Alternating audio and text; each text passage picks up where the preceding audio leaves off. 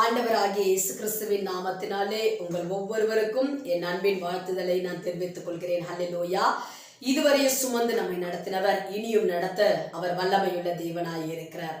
இந்த நாளிலே கூட நம்மை சுற்றிலும் எவ்வளவோ இந்த கொரோனா வைரஸ்னால பல பாதிப்புகள் காணப்படலாம். நம்மை சுற்றிலும் கொள்ளை நோய்களும் பஞ்சங்களும் அநேக காரியங்கள் காணப்படலாம். பிரியமானவர்களே, இன்றைக்கு நாம் விசுவாசிக்க வேண்டாம்.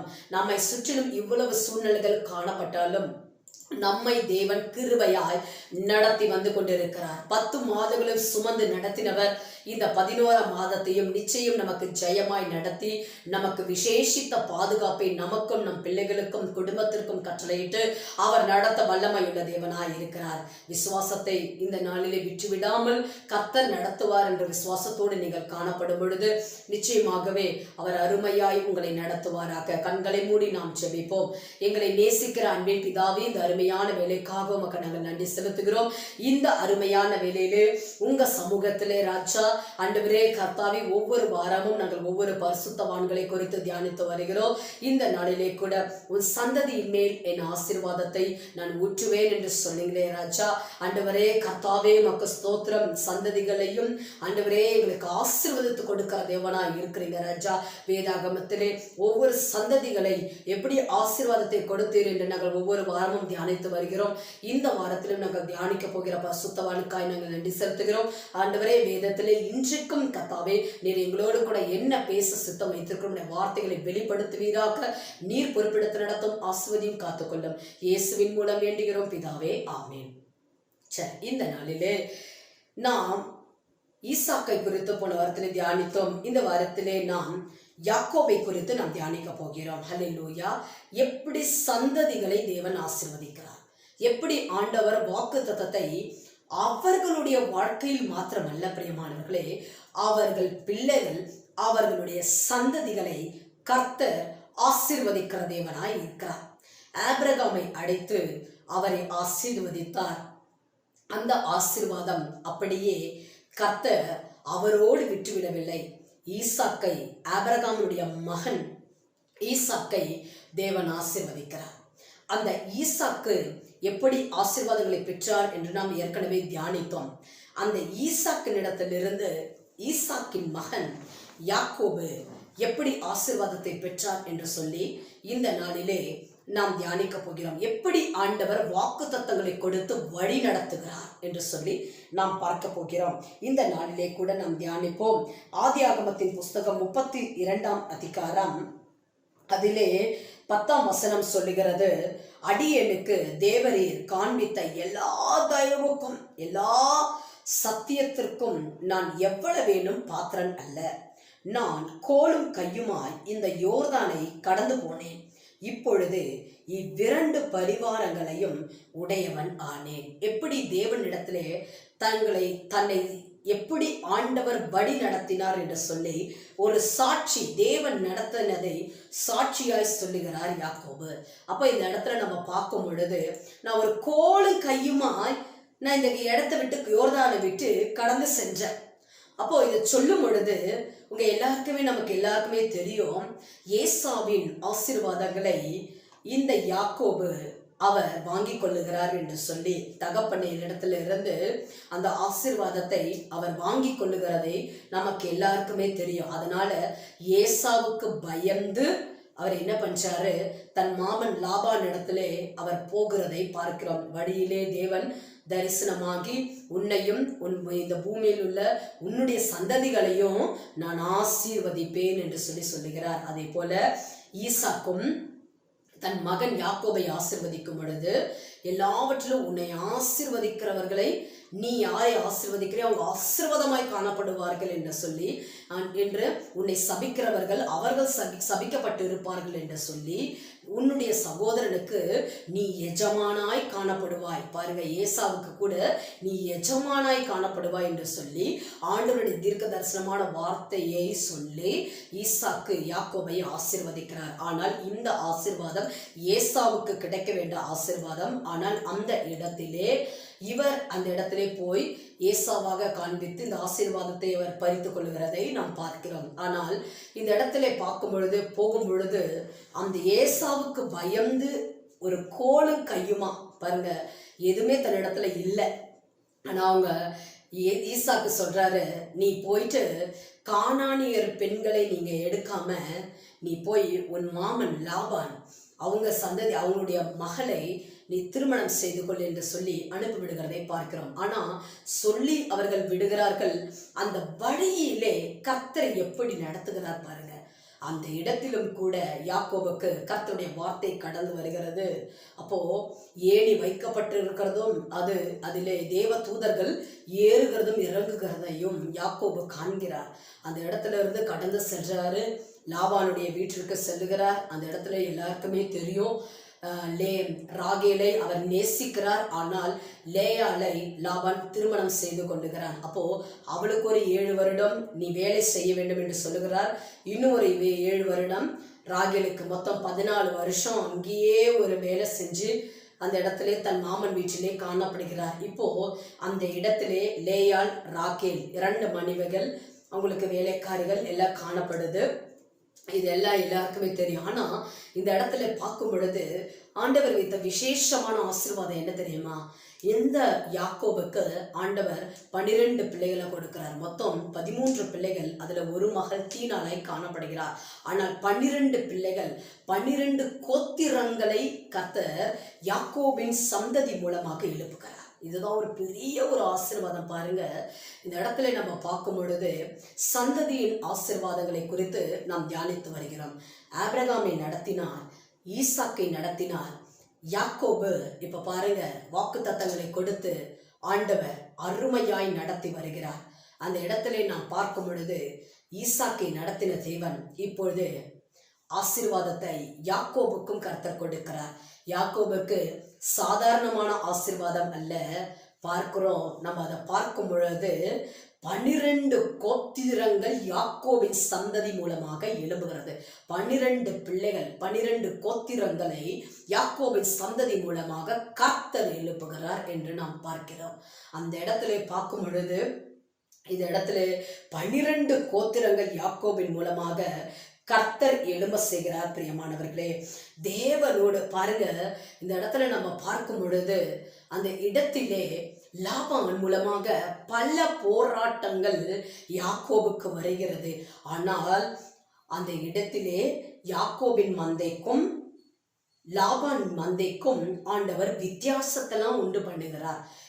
எத்தை யாக்கோபு தொடுகிறாரோ அதை ஆண்டவர் அப்படியே ஆசீர்வதிச்சு கொடுக்கிறாரு. பாருங்க, எவ்வளோ பெரிய ஒரு ஆசீர்வாதம் இல்லை. இன்றைக்கும் கூட இப்படிப்பட்ட ஆசீர்வாதங்களை கர்த்தர் உங்களுக்கும் தேவன் தருவாராக.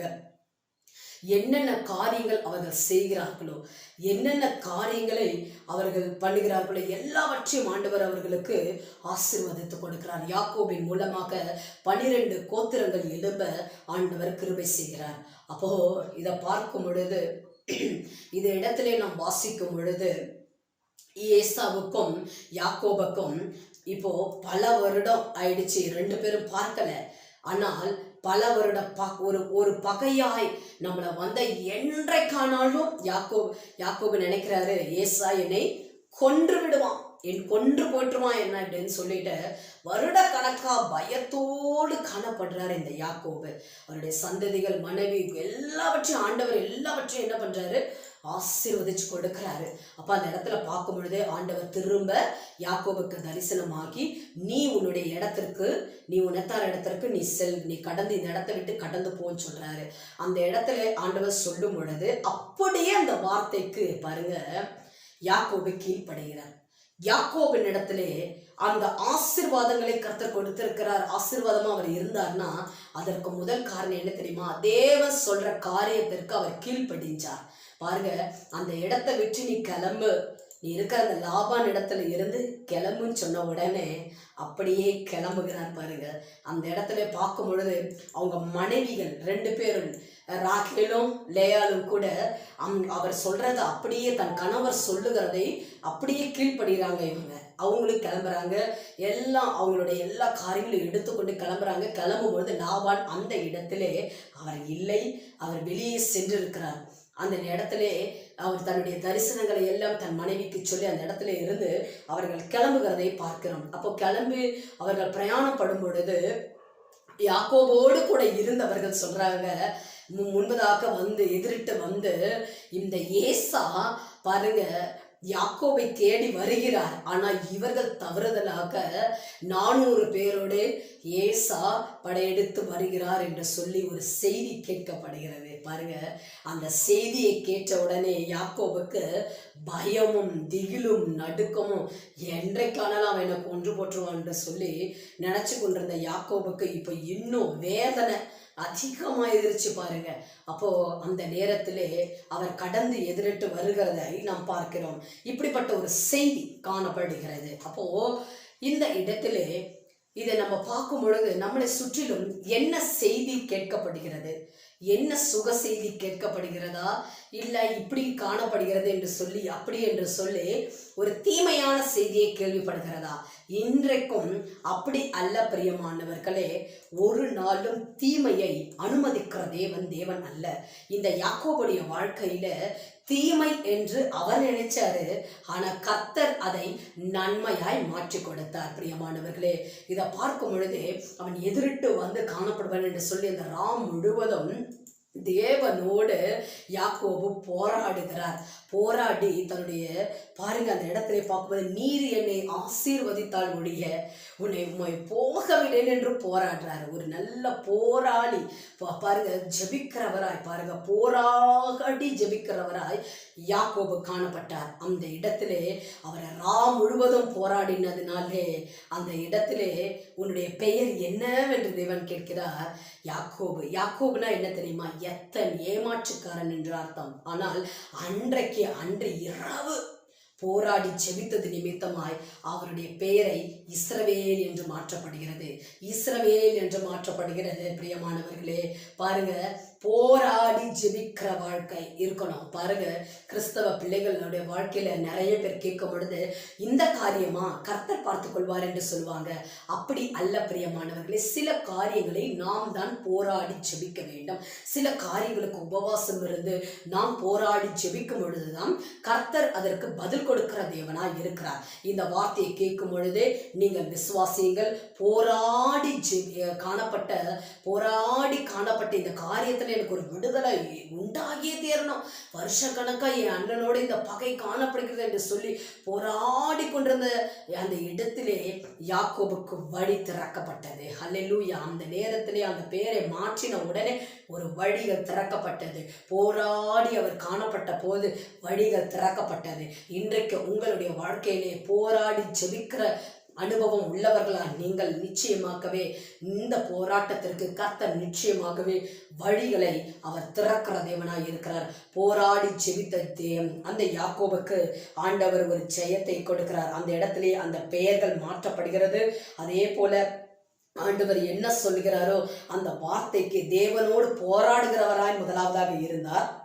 இரண்டாவதாக கர்த்தருடைய வார்த்தைகளுக்கு கீழ்ப்படுகிறதினாலே பாருங்க, கீழ்ப்படிஞ்சு காணப்படுறார். ஏற்கனவே நான் சொன்னது போல ஒரு கீழ்ப்படிதல். இந்த இடத்தை விட்டு கடந்து போக சொன்ன உடனே சரி ஆண்டவரே என்று சொல்லி கடந்து போகிறதை பார்க்கிறேன். இந்த கீழ்ப்படிதல் அவருக்குள்ள இருந்ததுனால கர்த்தர் என்ன செய்யறார் தெரியுமா? அந்த இடத்திலே என்னுடைய பிள்ளைகள் என்னுடைய எல்லாவற்றையும் கூட்டிக் கொண்டு என்னிடத்துல சொல்லாமலேயே போயிட்டானே இந்த யாக்கோபுன்னு சொல்லிட்டு லாபானுக்கு அவ்வளவு எரிச்சல், கோபம். அந்த இடத்திலே திரும்ப தேடி யாக்கோபை தேடி வருகிறதை பார்க்கிறோம். ஆனால் அன்று இரவு பாருங்க, வேதம் அழகா சொல்லுகிறது, அன்று இரவு லாபானுக்கு ஆண்டவர் பாருங்க சொப்பனத்திலே பேசுகிறார். என்னன்னு, நீ தீமை ஒன்றும் செய்ய வேண்டாம், தீமை ஒன்றும் செய்யாதபடிக்கு எச்சரிக்கையாயிரு. பாருங்க, கர்த்தருக்கு பயப்படி பயத்தோடு நம்ம ஜெபிக்கும் பொழுது கர்த்தர் நமக்கு பகையாளிகளே காணப்படலாம். லாபானை போல இந்த லாபான் பாருங்க, வேலை செய்கிற நாட்களிலே யாக்கோபுக்கு 10 தடவை சம்பளத்தை மாற்றி இருக்கிறார். பாருங்க, 2 பெண் பிள்ளைக்காக 14 வருஷம் வேலை செஞ்சிருக்கிறாரு. அப்போ இவ்வளவு காரியங்கள் செய்திருக்கிறாரு.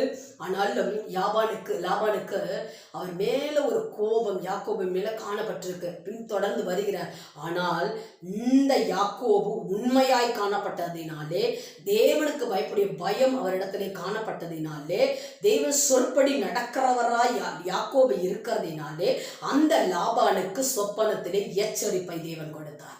இன்றைக்கும் நாம் உண்மையாய் காணப்படும் பொழுது இன்றைக்கும் நமக்கு விரோதமாய் எழும்புகிறவர்களை, பகையாய் நினைக்கிறவர்களை தேவன் நிச்சயமாகவே அவர்களுக்கும் சொப்பனத்திலே எச்சரிப்பை கொடுத்து அவர் நடத்த வல்லமையுள்ள தேவனாய் இருக்கிறார். பிரியமானவர்களே, இந்த வார்த்தையை கேட்கும் பொழுது நீங்கள் விசுவாசியுங்கள். உங்களை பகைக்கிறவர்கள், உங்களை துரத்துகிறவர்கள், உங்களுடைய சம்பளங்களை மாற்றுகிறவர் லாபானை போல கடின இருதயம் உள்ளவர்களாய் இருக்கிறவர்களுக்கு இன்றைக்கு நீங்கள் போராடி ஜெபிக்கிறவர்களாய் இருப்பீர்களானால், தேவனுக்கு கீழ்ப்படிந்து இருப்பீர்களானால், நிச்சயமாகவே லாபானுடைய சொப்பனத்தில் எப்படி எச்சரித்த ஆண்டவர் பேசினாரோ இன்றைக்கும் உங்களுக்கு விரோதமாய் பேசுகிறவர்கள் மத்தியிலே ஆண்டவர் அவர்களுக்கு எச்சரிப்போடு கர்த்தர் பேசுவார். இந்த நாளிலே கூட அதை நாம் வாசிக்கும் பொழுது அப்போ அந்த இடத்துல நம்மளுடைய கதை முடிஞ்சு போச்சு அவ்வளவுதான் சொல்லி வரும் பொழுது ஏசா எதிரிட்டு வருகிறார். யாக்கோபு கட்டி அணைத்து அந்த இடத்துல ஏசா முத்தமிடுகிறதை அவர்கள் அந்த இடத்துல ஒரு சமாதானம் பாருங்க. தீமை என்று யாக்கோபு நினைக்கிறாரு முடிஞ்சு போச்சுன்னு, ஆனா கர்த்தர் அந்த இடத்திலே அதை நன்மையாய் மாற்றி கொடுக்கிறார். எத்தனை வருஷமோ அந்த இடத்திலே பாருங்க வருடக்கணக்காக இருந்த அந்த காரியத்திலே எல்லா மனக்கசப்புகள் எல்லாவற்றையும் மாற்றி ரெண்டு சகோதரர்களுக்கும் ஆண்டவர் சமாதானத்தை கொடுத்து நடத்துகிறார். கோலும் கையுமாய் பிழைக்க சென்ற யாக்கோபை கர்த்தர் பெரும் இரு பரிவாரத்தோடு கடந்து வர பண்ணுகிறார். அதைத்தான் அவர் சொல்லுகிறார், 2 பரிவாரத்தோடு கடந்து வர கர்த்தர் கிருபை செய்கிறார். இன்றைக்கு உங்களுடைய வாழ்க்கையில, உங்களுடைய சூழ்நிலைகளில, நீங்கள் என்னென்ன சூழ்நிலைகளில காணப்பட்டாலும் இன்றைக்கும் யாக்கோபோடு இருந்து நடத்தினவர், யாக்கோபை நடத்தினவர் உங்களையும் நடத்துவார். ஆபிரகாமை ஆசீர்வதித்த தேவன், வாக்குத்தத்தம் பண்ணினவர், அதை அப்படியே அவருடைய வாழ்க்கையிலே நிறைவேற்றுகிறாரு. அவர் ஆபிரகாம் மரித்த பிற்பாடும் ஈசாக்குடைய வாழ்க்கையில ஆண்டவர் நிறைவேற்றுகிறார். இப்ப ஈசாக்கு பாருங்க, அவருடைய வாழ்க்கையில ஈசாக்கை ஆசீர்வதித்த தேவன், அவருடைய மகன் பிள்ளைகள் அதுல யாக்கோபை கர்த்தர் விசேஷமாய் தெரிந்து கொண்டு யாக்கோபின் மூலமாக 12 கோத்திரங்கள் எழும்ப கிருபை செய்து அந்த கர்த்தர் ஆசீர்வதித்து ஒரு கோலும் கையுமா பிழைக்க சென்றேன். அந்த வார்த்தை எப்படி சொல்றாரு பாருங்க, நான் ஒரு கோலும் கையுமா இந்த யோர்தானை விட்டு கடந்து போனேன், ஆனா இரு பரிவாரத்தோடு என கடந்து வந்த செய்தீர் ஆண்டவரே. இன்றைக்கும் என் இடத்துல ஒன்றே இல்லை ஆண்டவரே அப்படின்னு நீங்க சொல்லி இருக்கிறீங்களா?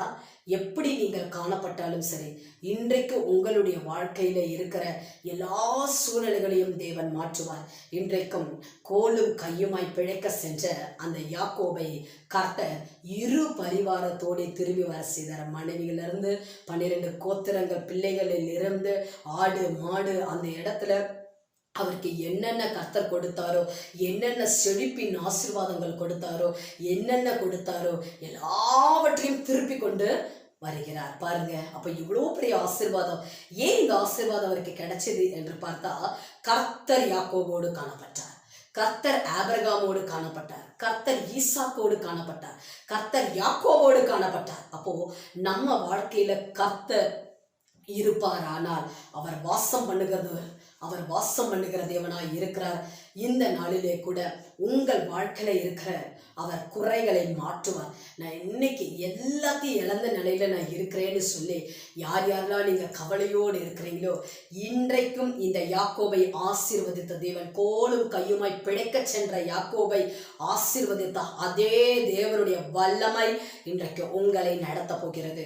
வருஷக்கணக்கா என்ன பகையாளியோ அந்த பகை, இவன் என்னை பகைக்கானே, இவன் என்னை அடித்து கொன்று போடுவான் என்று சொல்லி எந்த ஏசாவுக்கு ஆண்டவர் அவன் யாக்கோபு பயந்து காணப்பட்டாரோ அந்த பயத்தை கர்த்தர் நீக்கி போட்டு அந்த வருடக்கணக்காக இருந்த எல்லா மன கசுப்புகளையும் கர்த்தர் மாற்றி எந்த தீமையாய் நடக்க போகிறது என்று சொல்லி யாக்கோபை நினைத்தாரோ அதை தேவன் நன்மையாய் மாற்றுகிறார். ஹல்லேலூயா.